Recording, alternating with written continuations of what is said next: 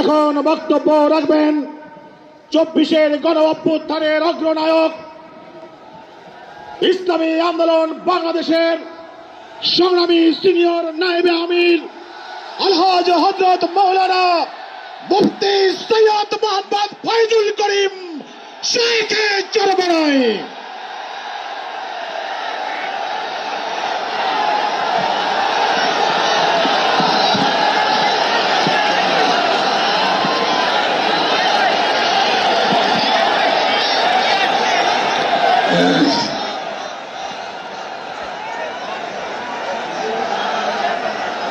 আসসালামু আলাইকুম ওয়া রাহমাতুল্লাহি ওয়া বারাকাতুহু।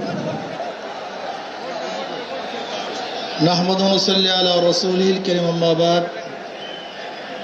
ফাআউযু বিল্লাহি মিনাশ শাইতানির রাজীম। বিসমিল্লাহির রাহমানির রহিম। ইনিল হুকমু ইল্লা লিল্লাহ। সাদাকাল্লাহুল আলিয়্যুল আযীম।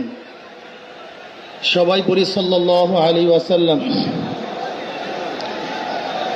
ইসলামী আন্দোলন বাংলাদেশ কর্তৃক আয়োজিত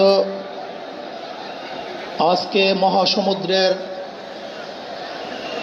সম্মানিত সভাপতি আমাদের শেরে তাজ হযরত পীর সাহেব হুজুর চরমনাই দামাত বারকাতুহুল আলিয়া,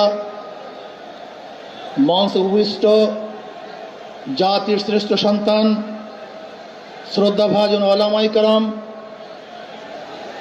ইসলামী দলের নেতৃবৃন্দ,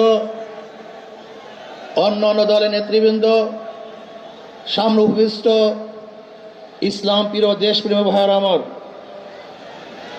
আজকে সম্মেলন কেন? আমরা পিআর সিস্টেমে নির্বাচন চাই, সংখ্যানুপাতিক হারে নির্বাচন চাই। বিএনপি কেন মানছে না? বিএনপি তো দাবি করেছে আমরা জাতীয় সরকার গঠন করব, এটা বিএনপির দাবি। আর জাতীয় সরকার গঠন করার জন্য সবচেয়ে ভালো পদ্ধতি পিআর সিস্টেম নির্বাচন। জাতীয় সরকার সর্বদলের অংশগ্রহণমূলক সরকার, আর সর্বদলের অংশমূলক সরকার গঠন হতে পারে একমাত্র পিআর সিস্টেম নির্বাচনের ভিত্তিতেই। তাহলে কেন বিএনপি মানছে না? কারণটা কি? আমি তো বুঝি না। অবশ্যই বিএনপিকেও পিআর সিস্টেমে নির্বাচন মানা উচিত। সংস্কার চাই। বিএনপি বলছে আমরা সরকার গঠন করে ক্ষমতায় গিয়ে সংস্কার করব। প্রথম প্রশ্ন হলো এই, আগামীতে বিএনপি ক্ষমতায় যাবেন এই গ্যারান্টি আপনি কে দিয়েছে?